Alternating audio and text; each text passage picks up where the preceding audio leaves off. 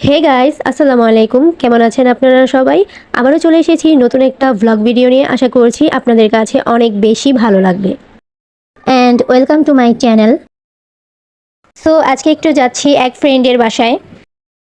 অনেক দিন হয়েছে ফ্রেন্ডসদের সাথে দেখা হয় না, তাই ভাবলাম আজকে একটু দেখা করে আসি আর একটু আড্ডাও দিয়ে আসি। এই তো আমি এখন ফ্রেন্ডের বাসায় চলে এসেছি। এসেই ওর রুমটাকে একটু ঘুরে ঘুরে দেখছিলাম আর একটু ভিডিও বানাচ্ছিলাম।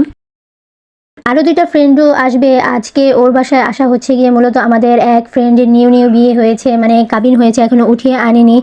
ও গ্রামে থাকতো, এখনও ঢাকা এসেছে বেড়াতে ওর শ্বশুরবাড়িতে। তাই ও বললো যে তোদের সাথে মিট করতে চাই। আর আজকে যেই ফ্রেন্ডের বাসায় এসেছি সে বললো যে আমি তো যেতে পারবো না, আমার বাসায় একটু কাজ আছে, তোমরা না হয় আমার বাসায় আসো। তাই ভাবলাম যে ঠিক আছে ওর বাসায় মিট করতে যাই সবাই মিলে। আমরা আগে থেকেই ডিসাইড করে নিয়েছিলাম যে আমরা 4 ফ্রেন্ড মিলে আজকে শাড়ি পরে পিক তুলবো, ভিডিও করব, অনেক এনজয় করব। ওরা এখনও আসে নাই, তাই ও আমাকে শাড়ি পরিয়ে দিচ্ছিল। দেন আমি এখন রেডি। এই তো রেডি হতে হতে দেন আরেক ফ্রেন্ডও চলে এসেছে। ও নাকি শাড়ি পরবে না, ওর ইচ্ছে করছিল না, তাই ও আমাকে পিক তুলে দিচ্ছিল। যার জন্য এসেছি সেই নাকি আসতে পারবে না। সে এখন কল দিয়ে বলল ওরও নাকি বাসায় একটু কাজ আছে।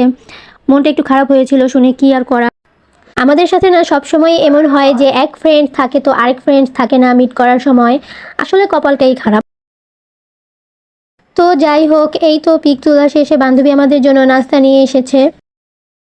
এই তো আমাদের নাস্তা করা শেষ, এখন আমরা 3জন মিলে একটু আড্ডা দিচ্ছিলাম, মানে কথাবার্তা বলছিলাম।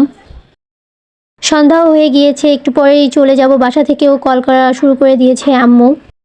এই তো এখন চলে যাচ্ছি বান্ধবীর কাছ থেকে বিদায় নিয়ে আমরা দুজন। সো আজকে এই পর্যন্তই। যদি আমার ব্লগটি আপনাদের কাছে ভালো লাগে তাহলে অবশ্যই একটি লাইক কমেন্ট করে দিবেন আর আমার চ্যানেলটিকে সাবস্ক্রাইব করে আমার পাশে থাকবেন।